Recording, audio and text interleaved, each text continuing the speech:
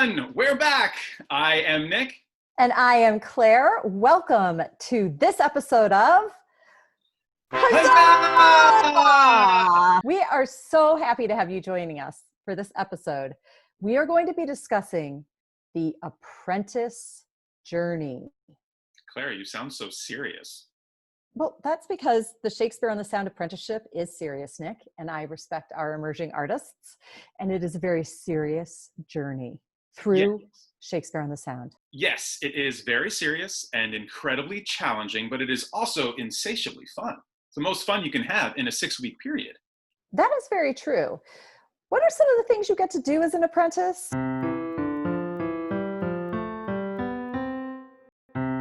At Shakespeare on the Sound and with our apprentice company, we really believe in the whole artist, where we think it's important that our apprentices and our emerging artists get a little bit of every aspect of the theater. A ton of master classes. You have acting master classes, clowning master classes, stage combat master classes. Oh, the master class we teach about ensemble building and unusual approaches to theater. And then if you're in the technical field, you get to work on the actual production. If you're an acting apprentice, you get to devise your own show based on whatever play we're doing. You get to take that show on tour. And you know, go to elementary schools, libraries, community really centers. Cool.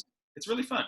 Yeah, and then you perform in the park every night. So many people come to see that show. I think it's always so surprising. It's like one of the highlights of our summer season. My very favorite part is when they put on their own show of material that they've written from their playwriting class, and they've acted and directed our budding bards. The budding bards. The budding bards. You know, this is the perfect segue into introducing our guest, who is a budding bard herself. That is so true. We are delighted to introduce 2014's acting apprentice and currently a professional actor and budding playwright. And all-around artist extraordinaire, the one, the only, Avery Joy! Hi, Avery. Welcome. Hi, thank you. It is so lovely to see your face, even though it's on a screen. I feel like I can feel your presence coming through the screen because you have such a great presence. It's so nice to see you guys too. This is so great. Tell us your impressions of the Shakespeare on the Sound apprenticeship. Oh my gosh, it was like such a magical summer for me. It was so much fun. My summer was 2014, so that was the year that the show was Two Gents. I mean, that's just such like a fun, silly show, and it was such like a joyous, silly, like rehearsal process. We devised our apprentice condensed version, as you described, which was beyond fun, and like I got to do all this goofy clowny stuff that was just like really, really great. We also watched a lot of the rehearsals for the main stage. I feel like that was just as valuable to me because at that point I had not been in like an equity rehearsal room. Just like the structure and the professionalism, and also like it's such a like community because so many of the actors are brought back over and over again in different capacities. So it just felt like so homey, and Claire is such like a creates like the most playful rehearsal room, and people just like can come up with things in such a like loose, open way. It's just like such a joy. Tell us quickly, what was your absolute favorite thing that you did with the apprentice company that maybe shaped you as an artist? I remember we took like a clowning master class. That was a very big deal for me because like you said, like I feel like I was at that age where I was sort of figuring out like, oh, like what's my type or whatever, you know? And I feel like that whole summer really taught me that I'm just like a huge freak, which was really helpful. So yeah, we did this thing where we like the Ring of Fire, you know, the clowning exercise where you have to like make everyone laugh. Oh, that's so challenging. It's just like horrible. And I think I like ate a piece of tape that was like on the ground. That was like disgusting. And I remember it was just like a really lovely experience of doing something disgusting and being like, wow, I really crushed that. Truly, I look back on it as one of the happiest summers of my life. So it's like a blanket. It was just a really wonderful, joyful, happy time. Well, then you came back to us after you graduated as a professional actor to be in our touring production of A Midsummer Night's Dream. Yeah. So how was that different? Oh, it was really, really fun. It was so affirming to be brought back and such a joy. And it was also really cool because there were actors in it who I had like seen in the main stage company. Now I was getting to act with them and they were so wonderful. And that was just like so exciting for me. Yeah, there were a lot of really wonderful actors in that company. Are there any in particular you can remember?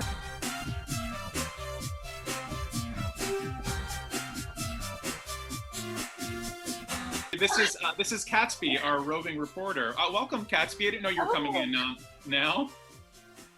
Hi. Hey, Avery. I just wanted to ask again, were there any specific actors in the company that were just like, wow, like they're really, They were really all good. really awesome. Yeah, I couldn't pick. But if you had to pick, just one. Oh Only God, why one. would I have to pick? I mean, just let's go crazy and say there's like one that's like, just the best. One that you worked with before, and then you worked with him again. It's very specifically him. I have to Anything? So, really think Catsby, about are you it. talking about Scott Watson, who was in Two Gents and also in the tour of Midsummer? I mean, there's one actor that was in both. So was it Scott Watson? Yes, it was. Is that one? Oh, Like, God. yeah, He was awesome. yeah.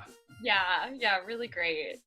Specifically, how? Okay, well, Catsby, would really love to hear your report. Catsby was actually going to be telling us the history of the Shakespeare on the Sound Apprentice Company before we run out of time.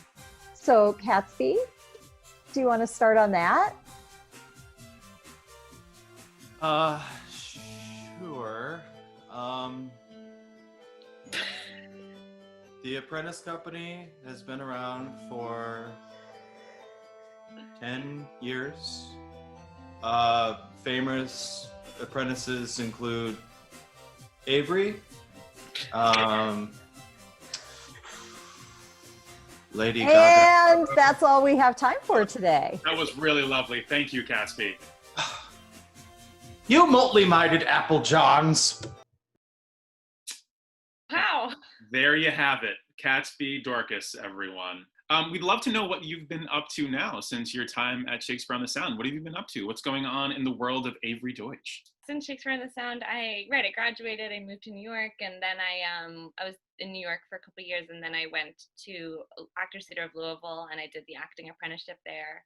Probably Shakespeare on the Sound really like prepped me for doing that to some extent, because I was like, I was backstage like doing that work, but then also getting to act. Yeah. And you also are a budding playwright, as I know, because I heard your amazing 10-minute one act that got selected out of 500 submissions for the Red Bull Theater New Play Reading. The New York Times reviewed it, and they specifically mentioned your play as being one of the best plays, which I was like, so proud. Yeah, it was like very, very nice. And yeah, just like so cool. To see one's name mentioned nicely in the New York Times is just like, I mean, for any theater person, like very, very special. Okay, Nick, I think it's time For a little 10 questions.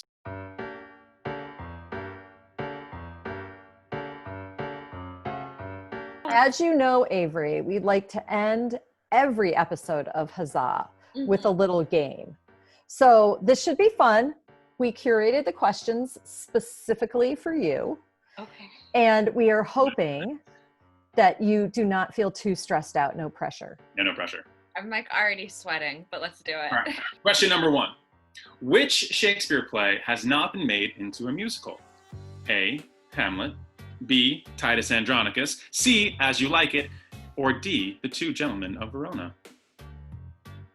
Titus Andronicus can't be a musical. Right. Ding, ding, ding. Good. Yay. Which master class does Nick teach when he teaches? A, set design, B, clowning, C, playwriting, or D, acting Shakespeare's monologue? I think it's acting Shakespeare's monologue. For Nick is master of that. That is right. Which character is married to Leontes in The Winter's Tale? Is it A, Hermione, B, Perdita, or C, Paulina? Hermione. Excellent. Ding, 3 for 3. What is your dream Shakespearean role? Honestly, I played Rosalind in high school, and it was awesome, and I just feel like I'd like to do that again when I'm not 16. Mm-hmm. What is Claire's favorite type of chocolate? Is it A, Reese's Peanut Butter Cups, B, Ghirardelli Dark Chocolate Raspberry, C, Theo Dark Orange Chocolate, or D, Lindt White Chocolate Truffle?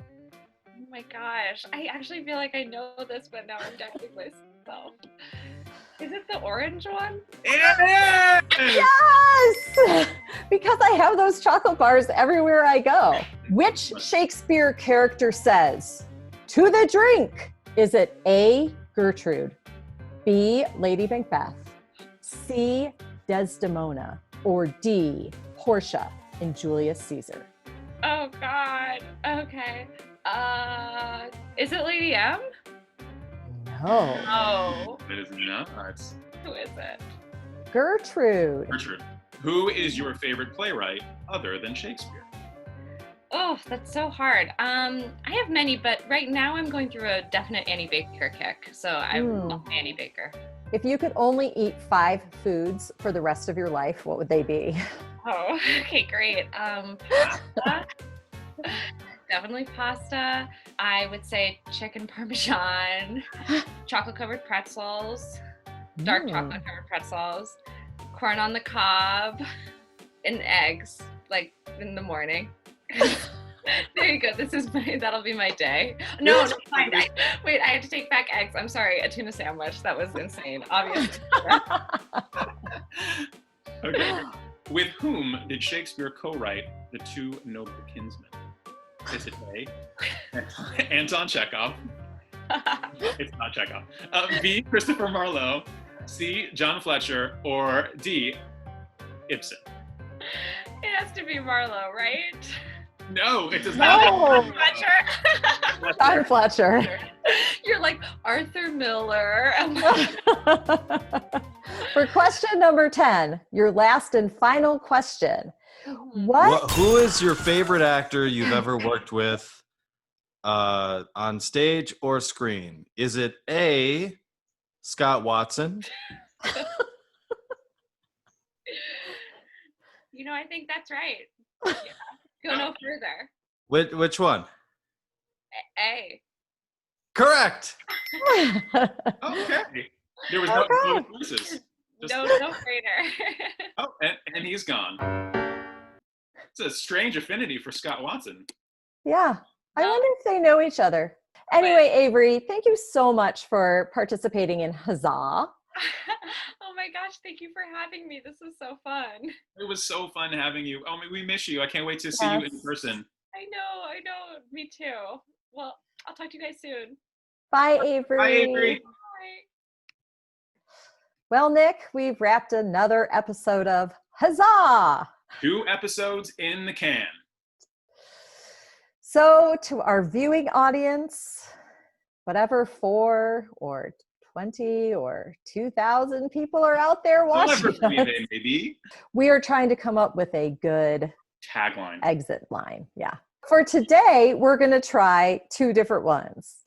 Maybe you'll like one of these. Exit, pursued by a bear.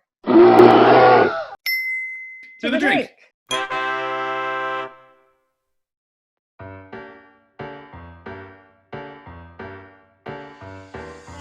Well, Nick, we've done our second. And it is incredibly challenging. Yes. Yes. We will be Really, really wonderful actors.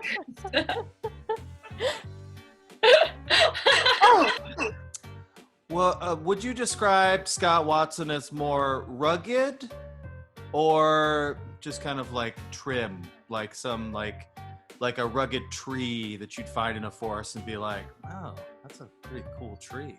But let everyone watching this see, you can be, you know, a bad Shakespeare scholar and still be an apprentice. Yeah.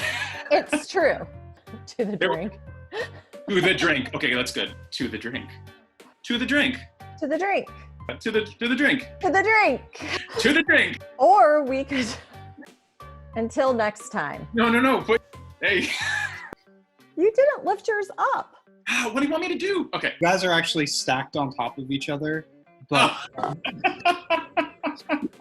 so I can To make the drink. Yeah, to the drink.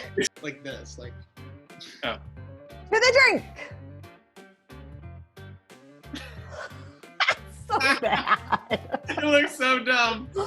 Why would I bring it up above my head? If Because we're toasting each other. we need your help, people. Help. Help what to say at the end of this episode. I like to the drink. That's good.